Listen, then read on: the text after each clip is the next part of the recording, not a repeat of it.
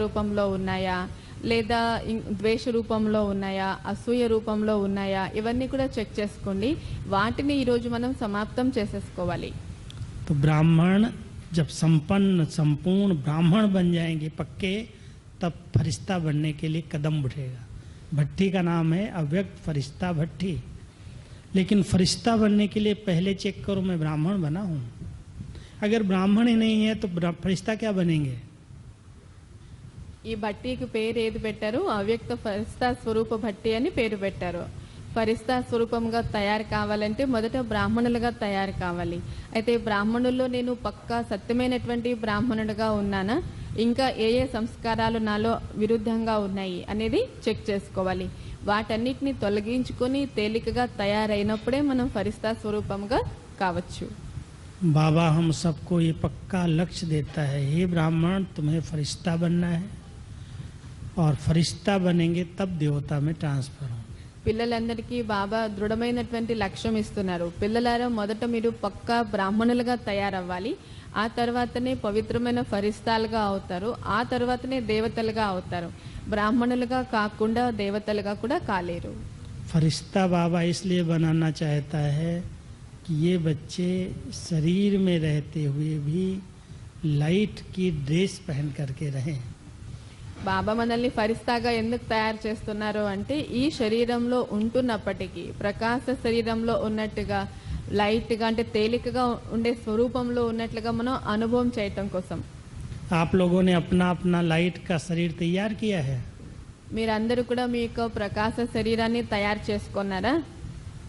Light का शरीर आप अपना देखते हो? తేలికైన ప్రకాశ శరీరాన్ని మీ శరీరాన్ని చూసుకున్నారా? दिखाई देता है? కనిపిస్తుందా? नहीं లేదా? है, माताओं के पास लाइट का ड्रेस है। लगता है अभी देख रहे हैं. शरीर तो ये शरीर की ड्रेस तो बहुत सारी होंगी, 2 4 6 शरीरानिकी- लेके आए होंगे। శరీరానికి చాలా డ్రెస్సులు ఉంటాయి కదా, ఇప్పుడు వచ్చేటప్పుడు కూడా 5-6 డ్రెస్సులు తెచ్చుకొని ఉంటారు. तो ड्रेस सब लेके आए हैं ना अपने साथ। అవన్నీ తీసుకొని వచ్చారు కదా, यहाँ धुलाई करके पहनेंगे। లేదా ఇక్కడ ఉదికి వేసుకోవాలా? हैं? लाए हैं ना सब ड्रेस, लाइट की ड्रेस लाए हैं। అన్ని డ్రెస్సులు కావాల్సినవి తెచ్చుకున్నారా? దాంతో పాటు తేలికైన ప్రకాశ శరీరాన్ని కూడా డ్రెస్ని కూడా తెచ్చుకున్నారా? है लाइट की ड्रेस की नहीं है? ఉందా లేదా? తేలికైన ప్రకాశమైన कोई नहीं డ్రెస్ बोलता है। ఎవరేం చెప్పట్లేదేంటి? है कुमारियों के पास है लाइट की ड्रेस?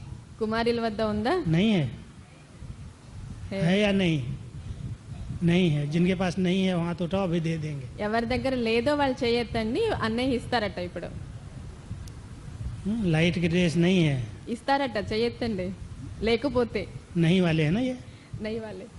हाँ भाई लोग हाथ उठाओ। ఎవరి వద్ద లేదో వాళ్ళు చేయొద్దండి, అన్నయ్యలు చేయొద్దండి. మొదట नहीं ఎవరి है। వద్ద లేదో नहीं, नहीं है ना? नहीं है। योग कैसे करेंगे? మరి बाबा तो लाइट की ड्रेस में है और आप मिट्टी की ड्रेस में है, योग लगेगा ही नहीं। మరి ఆ డ్రెస్ లేకపోతే యోగం ఎలా కుదురుతుంది? బాబా ఏమో తేలికైన ప్రకాశ డ్రెస్లో ఉన్నారు, మరి మీరు అలా లేకపోతే మనం మలినమైన డ్రెస్లో ఉన్నాము అంటే యోగం ఎలా కుదురుతుంది? बाबा तो सदा लाइट की ड्रेस में है ना? బాబా ఎప్పుడు లైట్ డ్రెస్లోనే ఉంటారు కదా. शिव बाबा तो निराकार, वो तो लाइट है, ज्योति है, लेकिन ड्रेस उसकी ब्रह्मा है, लाइट की अव्यक्त। శివబాబా నిరాకారుడు, ఆయన కూడా లైటే అంటే జ్యోతి స్వరూపమే. జब- వారు ధరించేటువంటి శరీరం బ్రహ్మ బాబా కూడా లైట్ లోనే ఉన్నారు. जब दादी के तन में आता है बाबा, तो शिव बाबा ब्रह्मा की लाइट की ड्रेस पहनता है, फिर दादी के तन में प्रवेश होता है। గుల్జార్ దాది శరీరంలోకి శివబాబా రావటానికి ముందు బ్రహ్మ బాబా యొక్క ప్రకాశ శరీరాన్ని ధరించి ఆ యొక్క లైట్ డ్రెస్ తోనే దాది శరీరంలోకి వస్తారు. शिव बाबा भी बिना ड्रेस के नहीं रहता संगम पर। శివబాబా కూడా సంగం యుగంలో డ్రెస్ లేకుండా ఉండరు.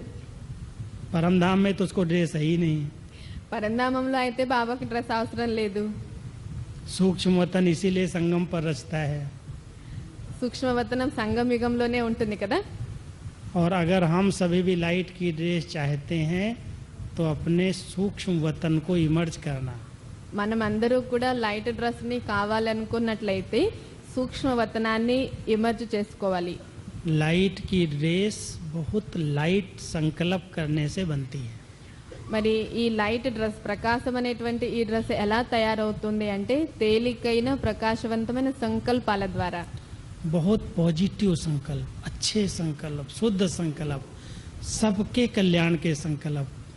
परसों बाबा का एक होमवर्क था कि बच्चे अपनेपन की भावना, कल्याण की भावना, रहम की भावना, आत्मिक स्वरूप की भावना, यही अव्यक्त स्थिति का आधार है। ये लाइट की रेस तैयार करने का साधन है।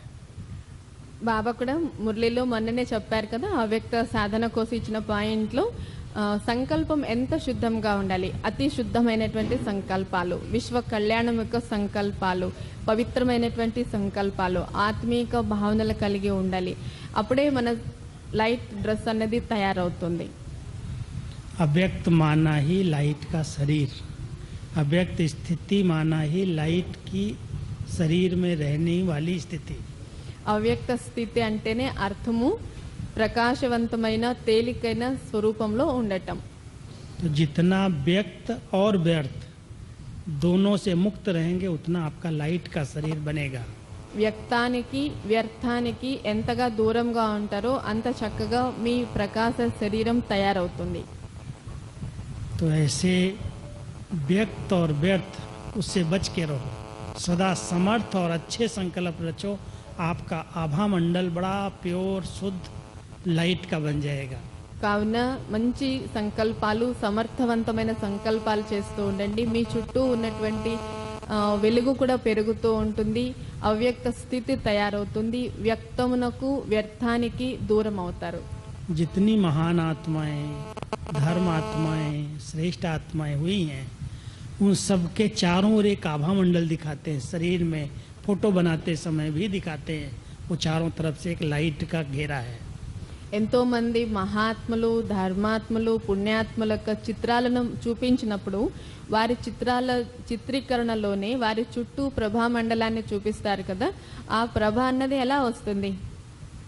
जब आप 10 साल, 15 साल, 20 साल से पवित्र रह रहे हो, शुद्ध संकल्प हो, शुद्ध आहारी हो, किसी के लिए नफरत नहीं है, घृणा नहीं है, किसी का बुरा चिंतन नहीं है, किसी को नुकसान नहीं पहुंचाते हो, कोई इच्छाएं नहीं है, तो आपका आभा मंडल कितना अच्छा होगा।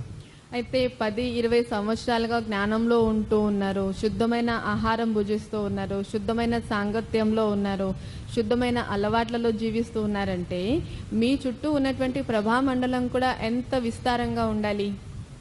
कोई को धोखा नहीं देते, कोई को दुख नहीं देते, कोई का नुकसान नहीं करते, सदा सबके प्रति कल्याण की भावना है, दया की भावना है, तो कैसा आभा मंडल होगा, कितना शुद्ध आभा मंडल होगा। నిరంతరం మీకు ఇతరుల పట్ల కళ్యాణ భావనే ఉంటుంది. ఎవరిని మోసం చేయాలని కానీ, ఎవరిని బాధ పెట్టాలని కానీ, ఎవరికి నష్టం కలిగించాలన్న ఆలోచనలే లేదు అంటే మీ చుట్టూ ఉన్నటువంటి ప్రభా మండలం కూడా ఎంత విశాలంగా ఉండాలి. तो जो कह रहे हैं कि मेरे साथ लाइट का शरीर नहीं है, मेरे पास अभी तक वो नहीं है, क्या ऐसे संकल्पों में रहना नहीं आता? ఎవరైతే అప్పుడే చెప్పారు నాకు లైట్ శరీరం లేదు అని అన్నారు కదా, అన్నయ్య అడుగుతున్నారు లైట్ శరీరం లభించాలంటే ఇలాంటి లైట్ సంకల్పం చేయాలి. ఇలాంటి సంకల్పం చేయటం రాదా? ये शरीर जब छूटेगा आत्मा ऐसे अकेले नहीं जाएगी, उसको शरीर के बिना तो इस सृष्टि पर रह ही नहीं सकती। शरीर छोड़ के दूसरे शरीर में जाने के बीच में भी उसको लाइट का शरीर होता है। चाहे वो काला शरीर मिले, चाहे वो व्हाइट शरीर मिले, चाहे वो फरिश्ते का शरीर मिले, चाहे वो भूत का शरीर मिले, मिलेगा जरूर, सबको मिलेगा। चलो अच्छा योग करो। हाँ बोल दो। శరీరం వదిలేసిన తర్వాత ఆత్మ ఒంటరిగా ఉండటానికి ఇష్టపడదన్నమాట. ఏదో ఒక శరీరంలోకి వెళ్ళడానికి ముందు మధ్య గ్యాప్లో కూడా లైట్ శరీరాన్ని అది తీసుకుంటుంది. స్వచ్ఛమైనటువంటి ఫరిస్తా స్వరూప శరీరం లభిస్తే దాన్ని తీసుకుంటుంది. ఒకవేళ లేదు అంటే నల్లటి భూత శరీరం కూడా తీసుకుంటుంది. ఎప్పుడు కూడా ఏదో ఒక శరీరంలో ఉండటం అన్నది ఆత్మకున్న అలవాటు.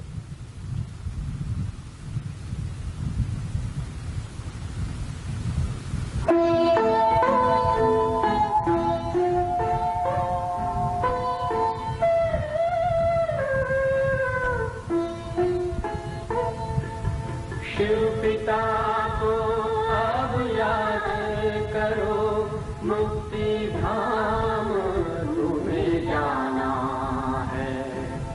अपने सुकर्मों के बल पर ही सतयुग में तुमको आना है। शिव पिता को अब याद करो।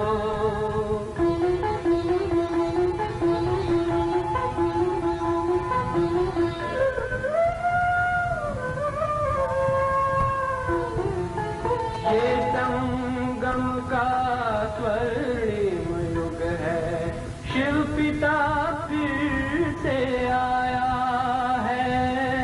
ब्रह्मांक से शिव बाबा ने वही गीता ज्ञान सुनाया है। कलयुग का अंत अब आया है, विकराल विनाश खड़ा आगे। अब हम सबका शिव पिता ने बतलाया है। शिव पिता को अब याद करो।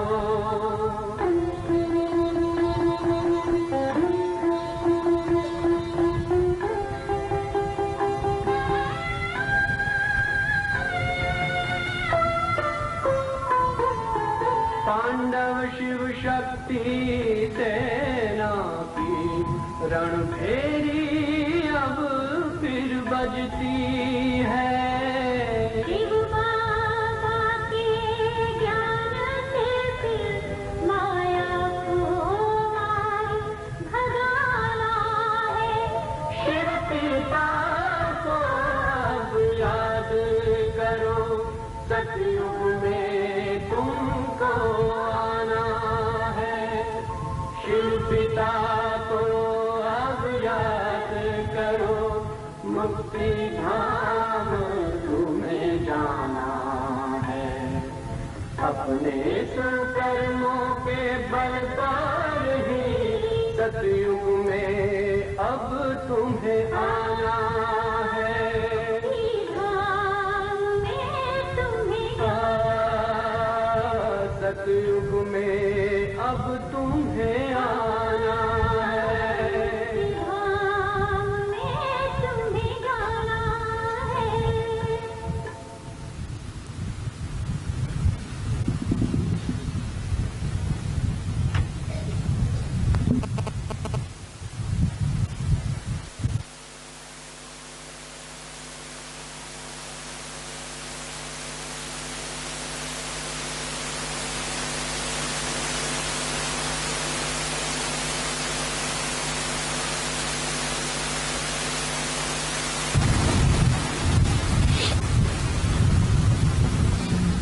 3 मिनट के योग में कितने लोग सो गए? ఈ क्यों 3 ऐसी నిమిషాల स्थिति क्यों యోగంలో बनती है? आप सब अगर थक गए हैं तो 3 मिनट के लिए खड़े हो जाओ। ఈ 3 Stand up, నిమిషాల खड़े हो जाओ। యోగంలోనే తూగుతున్నారు కదా, ఒక 3 నిమిషాలు లేచి నిలబడండి అంటున్నారు. खड़े हो जाओ, फ्रेश हो जाओ। లేచి फरिश्ता बनना నిలబడండి, है अभी सबको। ఫ్రెష్ అవుతారు. हाँ, हाथ ऊपर करो, थोड़ी एक्सरसाइज करो अभी ना, చేతులు పైకెత్తండి, थोड़ी एक्सरसाइज करो।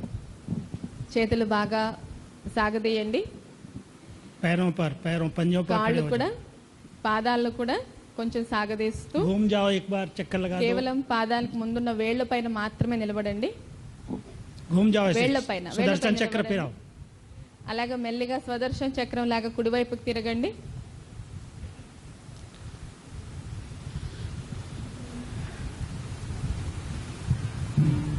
चलो बैठ जाओ। నెమ్మదిగా మళ్ళీ కూర్చోండి. बैठ जाओ सभी साइलेंस में। हाँ?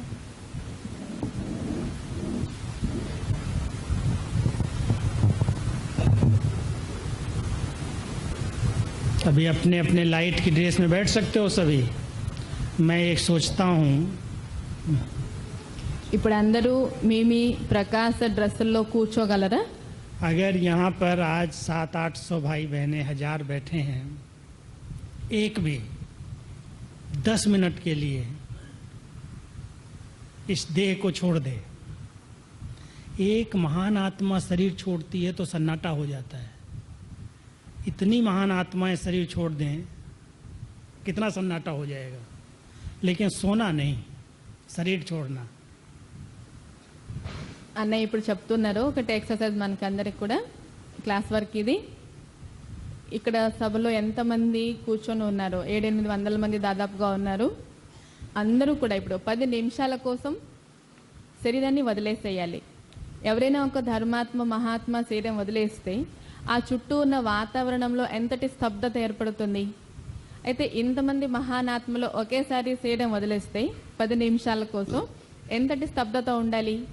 అయితే ఈ 10 నిమిషాల్లో ఎవరు కూడా నిద్రపోకూడదు. అభ్యాసం చేద్దామా? बाबा हमेशा कहता है योग माना फांसी, योग माना शरीर छोड़ना, योग माना देह और देही का अलग अनुभव करना। अगर हमारा सही योग है तो माना हम इस शरीर को छोड़ते हैं। शरीर छोड़ना माना ये निकलना नहीं है शरीर से, लेकिन ये अनुभव हो ये अलग है, मैं अलग हूँ। आत्मा और शरीर, देह और देही, इनकी अलग अनुभूति होना ही यथार्थ योग है। బాబా ఎప్పుడు కూడా చెప్తూ ఉంటారు, యోగము అంటే అర్థము శరీరం నుండి దూరం అయిపోవటం, శరీరానికి న్యారాగా అయిపోవటం. అంటే శరీరం వదిలేసి వెళ్ళిపోవటం అనేది కాదు, శరీరంలో ఉంటూ కూడా శరీరానికి నేను చాలా భిన్నంగా ఉన్నాను అని అనుభవం చేయటం, శరీరానికి నేను కంప్లీట్ డిఫరెంట్గా ఉన్నాను అనే అనుభవంలో స్థితం అవ్వటం. केवल 5 मिनट के लिए कोई भी आंख नहीं बंद करे, एक भी आंख नहीं बंद करना। కేవలం 5 నిమిషాల కోసం ఎవ్వరు కూడా కళ్ళు మూసుకోకుండా కూర్చోవాలి. अपने आप को इस भ्रकुटी के बीच में एक चमकता हुआ सितारा देखो। మిమ్మల్ని మీరు బ్రుకుటి మధ్యలో మెరుస్తున్న నక్షత్రంగా చూసుకోవాలి. जैसे सूर्य बादलों के बीच से निकलता है तो चारों तरफ से एक बहुत सुनहरा प्रकाश फैल जाता है, ऐसे में मास्टर ज्ञान सूर्य आत्मा इस शरीर के अंदर इस प्रकाश के स्वरूप में इस आभा मंडल के अंदर बैठा हुआ एक सितारा हूँ। ये अनुभव करो। మేఘాల మధ్య నుండి వస్తున్న సూర్యుని ప్రకాశం నలువైపులా ఎంత సుందరంగా విరుస్తూ ఉంటుంది. అలాగనే బ్రుకుటి మధ్యలో జ్ఞాన సూర్యుడైనటువంటి నేను కూడాను ప్రకాశిస్తూ ఉన్నాను అనే అనుభవం చేయాలి. चारों ओर प्रकाश, सुनहरा प्रकाश फैल रहा है और उस प्रकाश के बीच में मैं चमकती हुई मणि अपनी किरणें बिखेर रही हूँ। నలువైపులా సుందరమైనటువంటి ప్రకాశం ఉండాలి. ఆ మధ్యలో మెరుస్తున్నటువంటి నక్షత్రం నేను ఆత్మ అన్నది అనుభవం చేయాలి. इस शरीर के चारों ओर एक बहुत सुंदर चमकता हुआ लाइट का शरीर है। మెరుస్తున్నటువంటి మణిని నేను, చుట్టూ ఉన్నటువంటిది ప్రకాశవంతమైనటువంటి శరీరము. और उस लाइट के शरीर में मैं आत्मा उस शरीर को लेकर के बाबा के पास जा रही हूँ। ప్రకాశవంతమైన శరీరాన్ని ధరించి నేను బాబా వద్దకు వెళ్తూ ఉన్నాను. और बाबा भी उसी स्वरूप में मुझ आत्मा को अपने नयनों की दृष्टि से निहाल कर रहे हैं। బాబా కూడా అదే డ్రెస్లో ఉంటూ అదే స్థితిలో ఉంటూ నాకు దృష్టినిచ్చి నన్ను పరివర్తన చేస్తూ ఉన్నారు. बाबा की स्नेह और शक्ति की किरणें मुझ आत्मा पर आ रही हैं। బాబా గారి శక్తి స్నేహ కిరణాలు నా పైన పడుతూ నన్ను పరివర్తన చేస్తున్నాయి. इसी अनुभव में आप बैठो, 5 मिनट के लिए खो जाओ। ఇదే అనుభవంలో కూర్చుని మిమ్మల్ని మీరు మర్చిపోండి.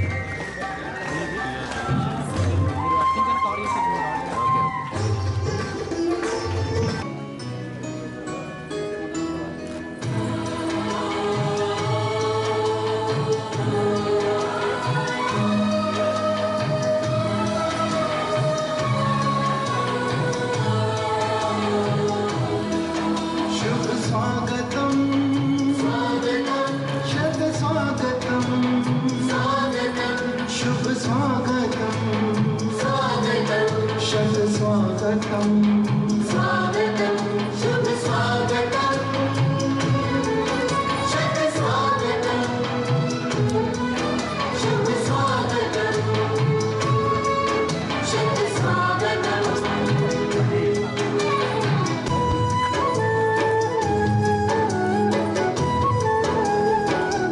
आज तो अपने हर्ष का मिलता कहीं ना अंत है। आज तो अपने हर्ष का मिलता कहीं ना अंत है। आगमन से आपके आनंद ही आनंद है।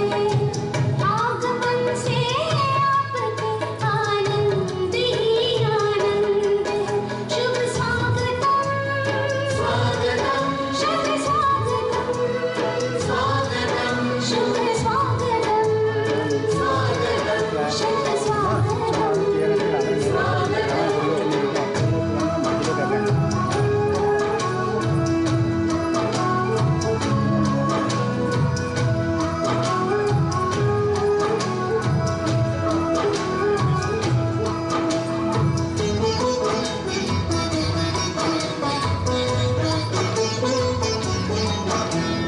मंदिर सजता मूरत से और अंबर जैसे तारों से भारत माँ का सजा है आंगन परम पिता के प्यारों से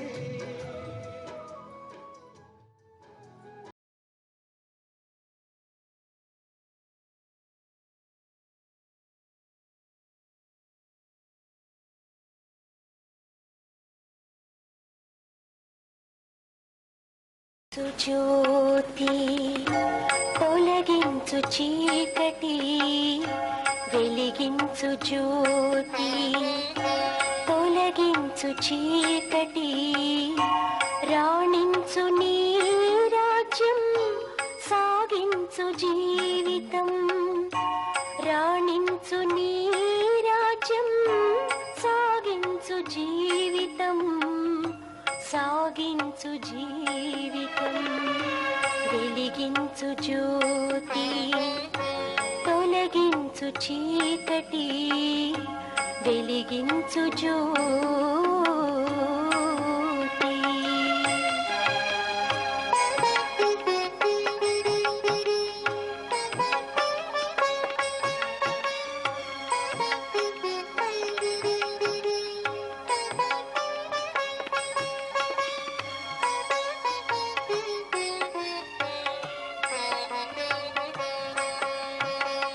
అతడే శివుడు అతడే అల్లా మాతా పితా బంధు సఖుడైన శివుడే అతడే శివుడు అతడే అల్లా మాతా పితా బంధు సఖుడైన శివుడే శివ పరమాత్మ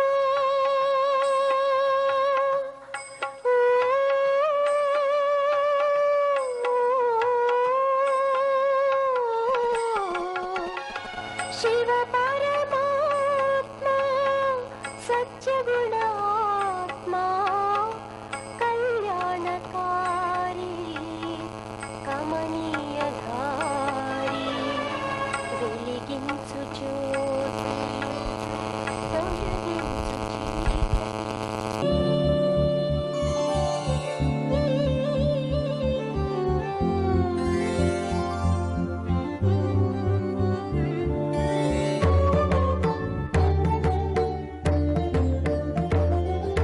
विश्व मंच पर आए शिव रुद्र यज्ञ रचाए ब्रह्मांड का वो मालिक देखो नूर है छलकाए विधाता है वो दाता वरदान दे रहा सर्व शक्तियों से कल्याण करते कल्याणकारी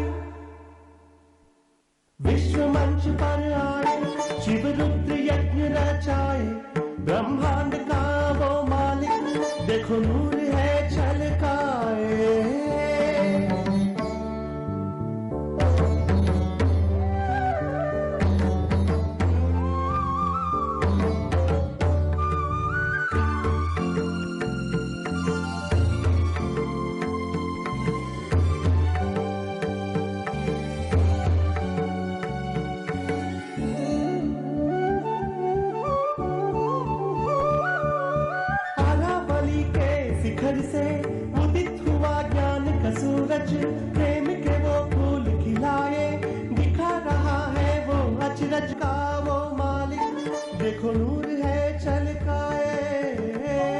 శాంతి.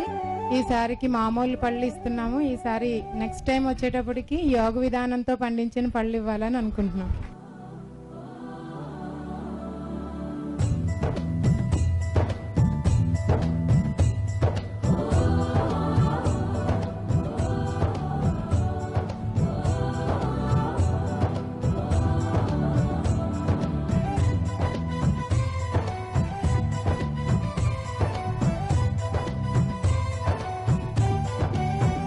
यहाँ हर कदम कदम मेरी आँखों में लिखी है कहानी और मन में है प्रीत पुरानी और दिल में छवि है सुहानी मस्तक पे सजे चंदन जैसे हाथों में सजे कंगन जैसे खुशबू से सजे पवन जैसे तुमसे सजे जीवन ऐसे मेरे बाबा प्यारे बाबा शिव बाबा मीठे बाबा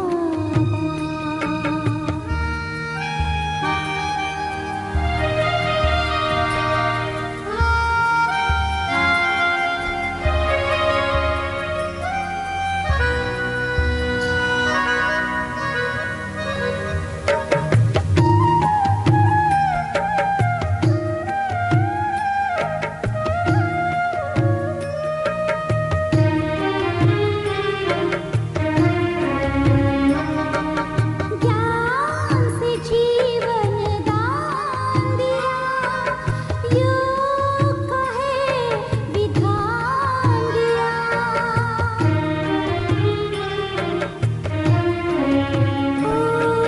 ज्ञान से जीवन दान दिया योग कहे विधान दिया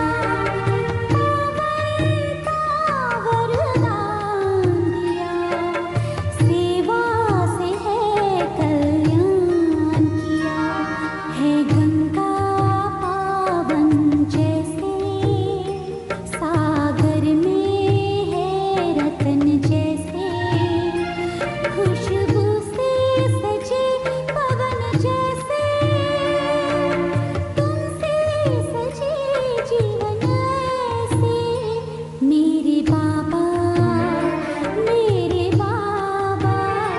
शिव बाबा प्यारे बाबा मेरे बाबा प्यारे बाबा शिव बाबा मेरे बाबा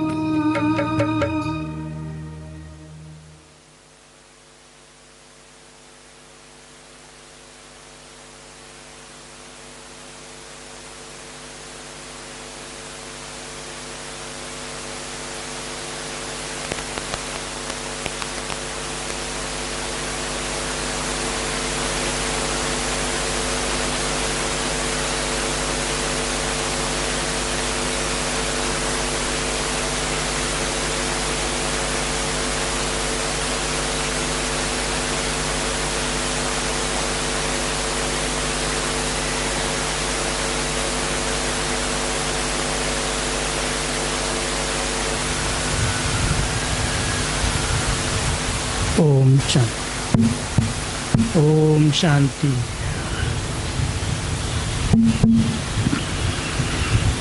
इस नमाज शाम के समय हम सभी फरिश्ता ड्रेस पहन करके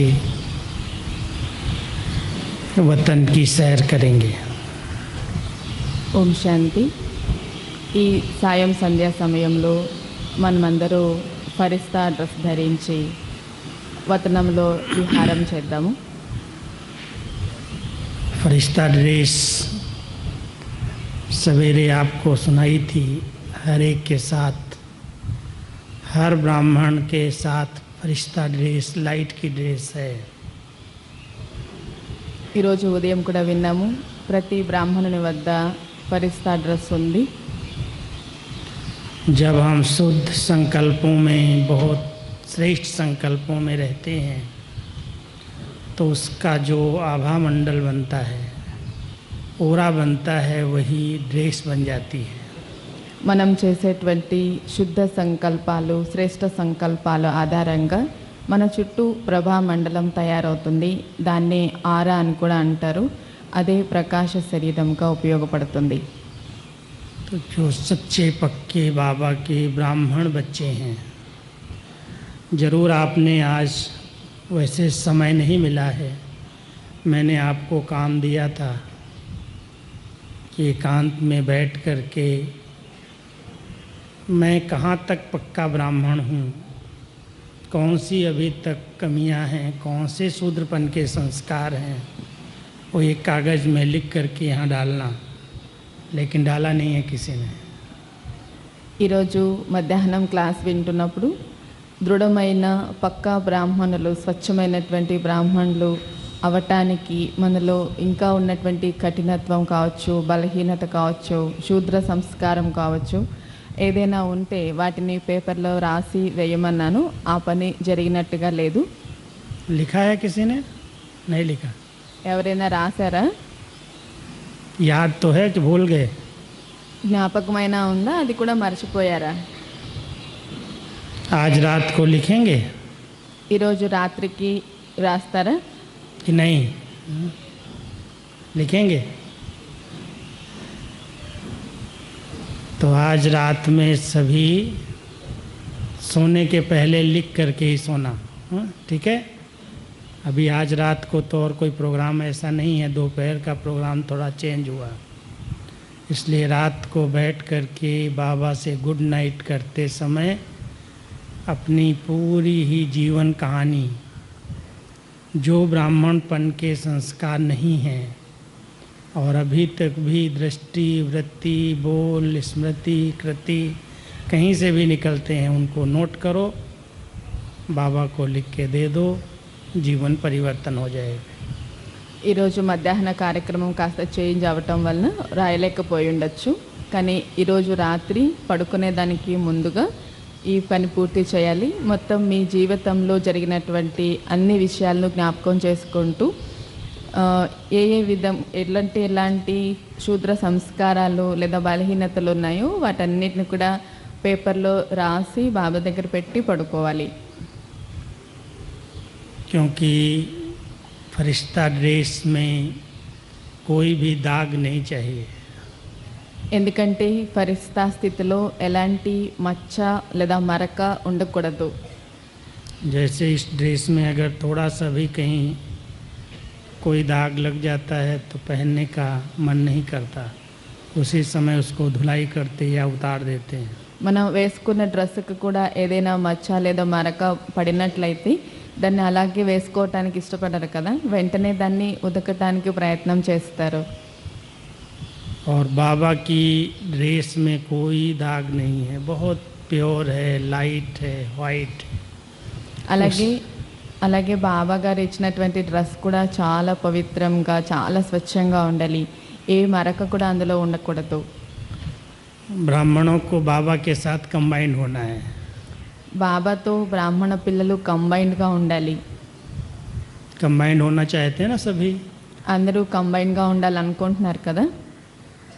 होना चाहते हैं, అవునా? सभी होना चाहते हैं। तो अंदरू बाबा कोरुकुंटुन्नारू। परम पवित्र है, बहुत शुद्ध है, एवर प्योर। और हमारे में अगर कोई छोटा भी दाग होगा तो बाबा अपने साथ रखेगा नहीं, कंबाइंड नहीं करेगा। బాబా అంటేనే పరమ పవిత్రము, సంపూర్ణ పవిత్రము. బాబాలో ఎటువంటి మచ్చ మరక లేనే లేదు. మరి వాళ్ళతో కంబైన్డ్గా ఉండాలి అంటే మనం కూడా అదే విధంగా తయారవ్వాలి. हम कभी कभी देखते हैं कि जब बाबा गुलजार दादी के तन में आते हैं तो बाबा कैसे उस रथ को लिया, क्यों लिया? బాబా గుల్జార్ దాది రథంని తీసుకుంటారు కదా, ఎప్పుడైనా అనిపిస్తుందంట దాది యొక్క శరీరాన్ని బాబా రథంగా ఎందుకు తీసుకున్నారు? कंबाइंड हो जाते हैं। अभी भी आप दादी को अगर देखेंगे तो ऐसे लगेगा कि बाबा और दादी अलग नहीं हैं, एक ही हैं। ఎంత చక్కగా దాది శరీరంలో బాబా వచ్చినప్పుడు కంబైన్డ్ అయిపోయి ఉంటారు అంటే దాది బాబా వేరువేరుగా ఉన్నారని అనిపించదు. कितना प्योर रथ है, बहुत शुद्ध आत्मा है और उस आत्मा को बाबा अपना साथी बना करके सेवा कर रहे हैं। వారు ఎంత పవిత్రమైనటువంటి ఆత్మ, ఎంత శుద్ధమైనటువంటి ఆత్మ, వారి రథాన్ని బాబా తన రథంగా తీసుకున్నారు. तो हम सभी भी इतने शुद्ध, इतने पवित्र बन जाएं, इतने निर्मल वाणी, निर्मल मन, जो बाबा इसको यूज कर ले। అలాగే మనమందరం కూడా అంతే శుద్ధంగా, పవిత్రంగా, నిర్మలమైన మాటతో, నిర్మలమైన మనస్సుతో తయారవ్వాలి. बाबा को अपना तख्त तो है नहीं, బాబాకు తన స్వంత శరీరం లేదు కదా. निराकार से बाबा को भी तख्त नहीं है, और साकार जो ब्रह्मा बाबा व्यक्त हो गए तो भी साकार तख्त नहीं है। బ్రహ్మ బాబా అవ్యక్తం అయిపోయారు కావున వారికి సాకారమైన సింహాసనం లేదు. అలాగే శివబాబా నిరాకారుడు కావున వారికి కూడా స్వంత రథము లేదు. तो हम सब बाबा को अपना तख्त दे सकते हैं ना। అయితే మనమందరూ కూడా మన రథాన్ని, మన సింహాసనాన్ని బాబాకు ఇవ్వగలం కదా. ऐसा अनुभव कर सकते हैं कि बाप दादा को मैंने आवाहन किया और बाबा को कहा, बाबा आओ, ये तख्त आपका है, यहाँ बैठो। ఒక అనుభవం చేయొచ్చు. బాబాను మీరు కూడా ఆహ్వానించవచ్చు. బాబా, ఈ రథం మీకోసం నేను ఉంచాను, రండి ఈ రథంలో కూర్చోండి అని పిలవగలరా? लेकिन इतना शुद्ध है, बाबा कहता है मेरा निवास स्थान कहाँ है, मैं बच्चों के दिल में रहता हूँ। అయితే అంతకుముందు మనం ప్రశ్నించుకోవాలి, అయితే నేను అంత శుద్ధంగా ఉన్నానా? నా హృదయంలో బాబా నివసించగలిగేలాగా శుద్ధత ఉన్నదా? तो हम सब अपने दिल को, भावनाओं को, दिल माना भावनाएं, इस शरीर का आर्गन्स नहीं, मन हृदय। की भावनाएं दिल कहलाती हैं। హృదయము అంటే మన శరీరంలో ఉన్న ఒక ఇంద్రియం కాదు. హృదయము అంటే మన భావనలు. उसके अंदर कोई भी प्रकार की गंदगी, कोई भी प्रकार का किचड़ा, किसी की कमी का, कमजोरी का, स्वभाव का, संस्कार का अगर नहीं है तो आत्मा बिल्कुल शुद्ध है, पवित्र है। మన భావనల్లో కూడా ఎటువంటి చెడు కానీ, వేరే వాళ్ళ గురించినటువంటి చెడు స్వభావం కానీ, వాటి గురించిన మాటలు కానీ ఏది ఉండకూడదు. అప్పుడే మన మనస్సు చాలా శుద్ధంగా చెప్పబడుతుంది. आप लोग पता नहीं आवाहन करते हो या नहीं, मैं तो योग में ऊपर जाने की बजाय बाबा को कहता हूँ, बाबा आओ। मुझे तो ऊपर जाने में मेहनत लगती है, आप आ जाओ, मेरे साथ बैठ जाओ, कंबाइंड हो जाओ। बाबा को कितनी जगह चाहिए? మీరు అనుభవం చేస్తారో లేదో నాకు తెలియదు, కానీ నేను మాత్రం అనుభవం చేస్తూ ఉంటాను. యోగం చేస్తున్నప్పుడు బాబాను ఆహ్వానం చేస్తాను. నాకు పైకి వెళ్ళటం కంటే కిందికి బాబాను పిలవటం బాగా అనిపిస్తుంది. కావున నేను బాబాను నా తోడుగా పిలుస్తాను, రండి బాబా నాతో పాటు కూర్చోండి అని ఆహ్వానిస్తాను. इस देह से डिटैच हुए भ्रकुटी आसन पर बैठ करके अपने लाइट के स्वरूप को देखा, अनुभव किया और बाबा को बुला करके उसके समीप, उसके साथ का संग का रंग लग गया। బాబా ఈ శరీరం నుండి పూర్తిగా దూరమై, ఈ శరీరానికి భిన్నమై ప్రకాశవంతమైన స్థితిలో కూర్చొని ఆ స్వరూపంలో ఉంటూ బాబాను ఆహ్వానించటం, బాబా తోడుగా కూర్చొని ప్రకాశ శరీరంలో, ప్రకాశ స్వరూపంలో ఉండటం, అది చాలా బాగుంటుంది. అలా ఉండటం వలన మనం కూడా బాబా సాంగత్యంలో బాబా సమానంగా తయారవుతాము. बाबा के बच्चों को कई बार योग लगाने में बड़ी मेहनत लगती, బాబా పిల్లలకి కూడా తండ్రితో యోగం చేయటం ఒక్కొక్కసారి చాలా కష్టంగా అనిపిస్తూ ఉంటుంది. 10 साल, 15 साल, 20 साल से ज्ञान में चलते हैं, फिर भी प्रश्न करते हैं, भाई जी योग नहीं लगता, मन बड़ी- बहुत भटकता है। 10 సంవత్సరాల నుండి 15 సంవత్సరాల నుండి కూడా జ్ఞానంలో ఉంటారు. అలాంటి వారు కూడా అన్నయ్య గారు మాకు సరిగ్గా యోగం కుదరటం లేదు, మనసు ఎటెటో వెళుతూ ఉంది అని కంప్లైంట్ ఇస్తూ ఉంటారు. आप लोगों का प्रश्न है ये? మీకందరికీ కూడా ఇలాంటి ప్రశ్న ఉన్నదా? योग में बैठते ही मन इधर भागता है, उधर भागता है, भटकाता है, कंट्रोल नहीं रहता, क्या करूं? है कोई का प्रश्न कि नहीं, सब पार हो? యోగంలో కూర్చున్న తర్వాత కాసేపు బుద్ధి అటువైపు వెళ్తుంది, కాసేపు బుద్ధి ఇటువైపు వెళ్తుంది, స్థిరంగా ఉండటం లేదు అనే ప్రశ్న మీలో కూడా ఎవరికైనా ఉందా? है, ఉందా ఎవరికైనా ప్రశ్న? చేయొద్దండి. बहुतों का है। अच्छा, భావతం तो अभी ये प्रश्न समाप्त हो जाएगा। ఈ ప్రశ్నని ఈరోజు సమాప్తం చేద్దామా? मन जीत जगत जीत। మన్ జీత్ అయితే జగజ్జీత్ అవుతారు. पहले था माया जीते जगत जीत। बाबा कहते थे साकार में कई बाबा की मुरलियाँ चली हैं जिसमें बाबा ने कहा बच्चे मन को कहाँ जीता जाता, माया को जीतना है। लेकिन मन ही में माया आती है, इसलिए अव्यक्त बाबा ने 2-3-4 साल से ये मुरलियाँ चलाई कि बच्चे मन जीते जगत जीत, मन कंट्रोल में ले आओ, मन कहना मानने लगे। మాయాజీత్ అయితేనే జగజ్జీతిగా కాగలుగుతాము అని చెప్పేవారు. అయితే అంతకు మునుపు బాబా అనేవారంటే మనస్సు పైన జయించటం ఏముంది, మాయ పైన జయించాలి, మాయను జయిస్తే జగజ్జీతులుగా కావచ్చు అని. అయితే ఒక 3-4 సంవత్సరాలుగా అవ్యక్త బాబ్దాదా కూడా ఈ మాటే చెప్తూ ఉన్నారు. అంటే మాయ కూడా వచ్చేది మనస్సు పైననే కదా, కాబట్టి మనస్సును ఎప్పుడు జయించగలుగుతారో అప్పుడు జగజ్జీతిగా మీరు తయారు కాగలుగుతారు. तो मन जीत स्थिति क्या है?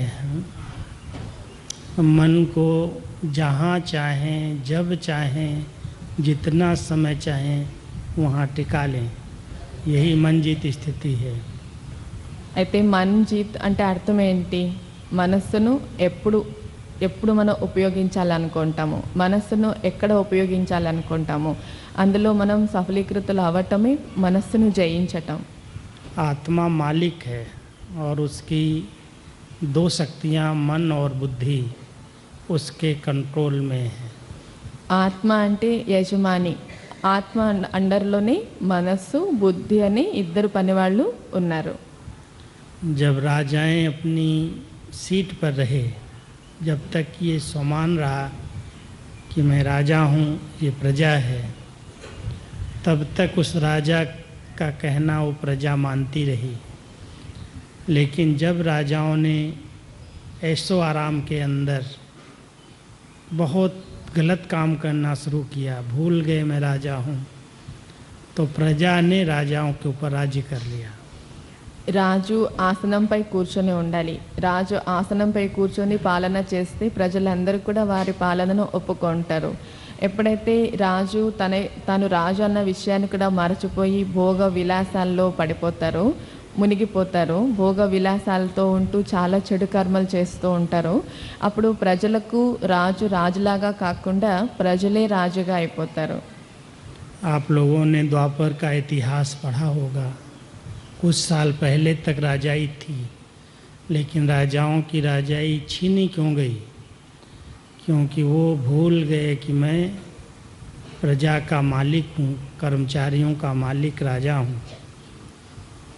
आराम में, मस्ती में, नाच गाने में भूल चुके थे और उन्होंने देखा कर्मचारियों ने तो उनके राज्य को छीन करके अपना राज्य कर लिया, उनको अधीन बना लिया। మనం ద్వాపరయుగం నుండి రాజుల చరిత్రలను వింటూనే వచ్చాము. రాజులు ఎందుకు రాజ్యాల్ని పోగొట్టుకోవాల్సి వచ్చింది? రాజులు తాము రాజు అన్నటువంటి విషయాన్ని మర్చిపోవటం వలన, భోగ విలాసాల్లో మునిగిపోయి ఉండటం వలన, వాటిల్లో మునిగి తేలుతూ ఉండటం వలన, రాజు నేను ఈ ప్రజలకు మాలికుడిని, ఈ ప్రజలకు నేను యజమానిని అన్న విషయాన్ని మర్చిపోవటం వలన ప్రజలే ఆ రాజ్యాన్ని తీసుకోవాల్సి వచ్చింది, రాజుని పక్కకి నెట్టివేశారు. कलयुग में अभी कोई भी राजा नहीं है। ఇప్పుడైతే కలియుగంలో రాజులు అన్న వాళ్ళు ఎవరూ లేరు. प्रजा का प्रजा पर राज्य है। ప్రజల పైన ప్రజలదే రాజ్యం నడుస్తోంది. इस शरीर में भी आत्मा का राज्य नहीं है, प्रजा का राज्य है, कर्मेंद्रियों का राज्य है। అలాగే ఈ శరీరంలో కూడా కర్మేంద్రియాలతోనే రాజ్యం నడుస్తుంది, అంటే ప్రజల రాజ్యమే నడుస్తోంది. मन आत्मा को चलाता है, आत्मा मन को नहीं चला रही है। మనస్సు ఆత్మ చెప్పినట్లుగా నడవట్లేదు, మనస్సు ఆత్మను నడిపిస్తోంది. क्या कहते हैं, मन कहना नहीं मानता। ఏం చేసేది, నా మనసు నేను చెప్పినట్లు వినట్లేదు అంటారు. कोई को आँख धोखा देती है, कोई को मुख धोखा देता है, कोई को कान धोखा देते हैं, कोई को हाथ धोखा दे देते हैं। కొందరిని కళ్ళు మోసగిస్తూ ఉంటాయి, కొందరిని చేతులు మోసగిస్తూ ఉంటాయి, కొందరికి మనసు మోసగిస్తూ ఉంటుంది. और बाबा अपने बच्चों को कहता है ये सब बच्चे मेरे राजा बच्चे हैं। కానీ బాబా మాత్రం ఏమంటారు, ఈ పిల్లలందరూ కూడా రాజులయ్యే పిల్లలు నా పిల్లలు అంటారు. तो राजा बच्चे हो, మరైతే మీరందరూ రాజులుగా అయ్యే పిల్లలేనా?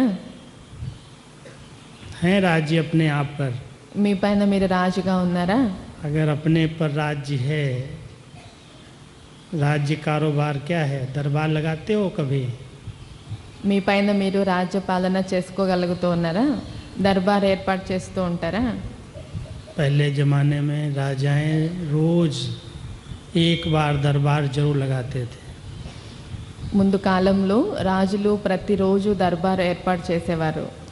और एक एक कर्मचारी से, मंत्रियों से हाल चाल पूछते थे कि सारी प्रजा ठीक है, सब कारोबार ठीक है, कोई तकलीफ तो नहीं है, कोई उपद्रव तो नहीं करता है, कोई कहना मानता है या नहीं मानता है, हाल चाल क्या है। ఆస్థానంలో ఉన్నటువంటి రాజు ఉద్యోగులతోనూ మంత్రులతోనూ సమావేశం ఏర్పాటు చేసేవారు రాజులు. ప్రజల పరిస్థితి ఎలా ఉంది, ప్రజలు చక్కగా జీవిస్తూ ఉన్నారా, వాళ్ళకి ఏదైనా కష్టం వస్తూ ఉన్నదా, లేదా ఎవరైనా ఎదురుదాడి చేస్తూ ఉన్నారా, ఎదిరిస్తూ ఉన్నారా, ఇలాంటి విషయాలన్నింటినీ కూడా కనుక్కునేవారు.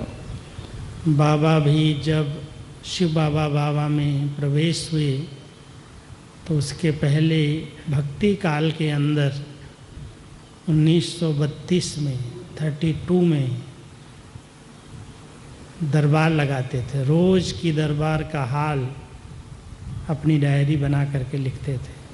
శివబాబా ప్రవేశం చేయటానికి మునుపే బ్రహ్మబాబా గారు భక్తి కాలంలో ఉండగానే వారికి వారు రాజ దర్బార్ ఏర్పాటు చేసుకునేవారు. సమావేశం ఏర్పాటు చేసుకుని కర్మేంద్రియాలతో పరిస్థితులు ఏంటి అని కనుక్కునేవారు. ఆ విషయాలన్నీ కూడా బాబా డైరీలో రాసుకున్నారు. बाबा की डायरी हमें मिली थी, हमने टाइप किया वो।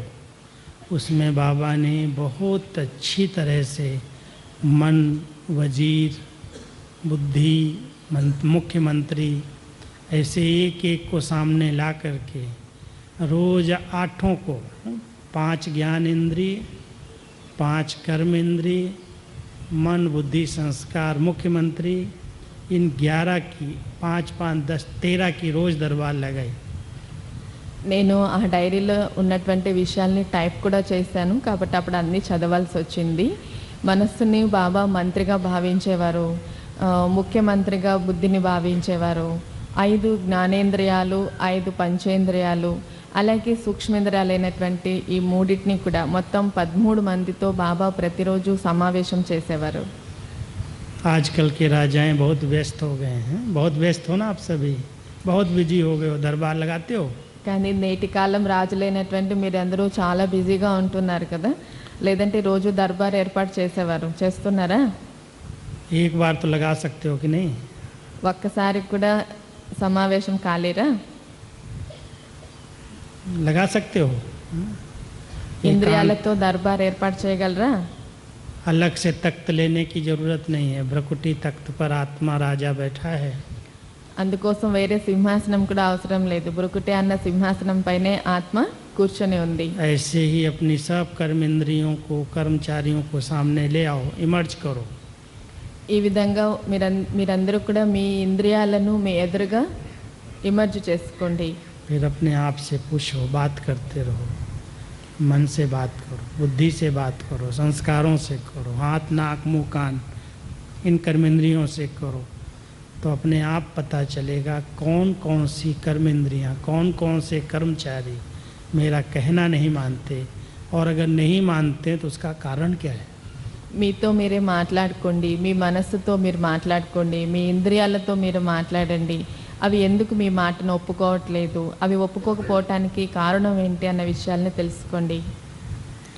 आज एक अगर कोई जानवर भी है, उसको भी कोई प्यार करता है, कोई स्नेह देता है, दुलार करता है, तो वो वफादार बन जाता है। మనం చూస్తూ ఉంటాం, కొన్ని జంతువులు కూడా మనం ప్రేమగా చూసినట్లయితే అవి మన ప్రేమకు వశం అవుతూ ఉంటాయి, మన చుట్టూ తిరుగుతూ ఉంటాయి. लेकिन अगर मेरा कहना, मेरा मन, मन मेरा है, बुद्धि मेरी है, हाथ नाक मुंह कान मेरे हैं और मेरा कहना न माने तो कौन मानेगा। మరైతే నాదిగా చెప్పబడుతున్నటువంటి నా ఇంద్రియాలు, నా మనస్సు, నా ఇంద్రియాలే నా మాట వినటం లేదు అంటే మరి ఇంకెవరి మాట వింటాయి? बहुत सी माताएं कहती हैं मेरा बेटा मेरा कहना नहीं मानता, मेरी बेटी मेरा कहना नहीं मानता। చాలా మంది మాతలు కంప్లైంట్ ఏమిస్తుంటారంటే మా అమ్మాయి మా అబ్బాయి నేను చెప్పినట్లుగా అసలు వినటమే లేదు. भाई लोग ऑफिस में काम करते हैं, बिजनेस में हैं, कहते हैं फलाना हमारा कहना नहीं मानता। అలాగే అన్నయ్యలు కూడా వాళ్ళ ఉద్యోగంలో కానీ వ్యాపారంలో కానీ కొంతమంది వ్యక్తులు నా మాట అసలు వినట్లేదు అని కంప్లైంట్ ఇస్తూ ఉంటారు. किसी से पूछो तुमको गुस्सा क्यों आता है तो क्या कहता है, మీకు కోపం ఎందుకు వస్తుందని అడిగితే ఏం చెబుతారు ఎవరైనా? माताओं को गुस्सा आता है, మాతలకి కోపం వస్తుందా? आता है। जिसने गुस्से को जीता है वो हाथ उठाओ। కోపాన్ని జయించిన వాళ్ళు ఎవరైనా ఉంటే చేయొద్దండి. कोई नहीं है, 2-3 है ऐसे। 2-3 है, पीछे वाले हाथ होता है. पूछना अपने आप से गुस्सा क्यों आता है, మిమ్మల్ని మీరు ప్రశ్నించుకోండి, కోపం ఎందుకు వస్తుంది? तो जवाब आएगा ये मेरा कहना नहीं मानता है इसलिए गुस्सा आता है। దానికి సమాధానం ఏమొస్తుంది? ఫలానా వాళ్ళు నా మాట ఒప్పుకోలేదు అందుకే కోపం వచ్చింది. क्योंकि मैं अधिकार रखता हूँ, ये मेरा है और मेरा कहना नहीं मानता इसलिए गुस्सा आता है। వాళ్ళపై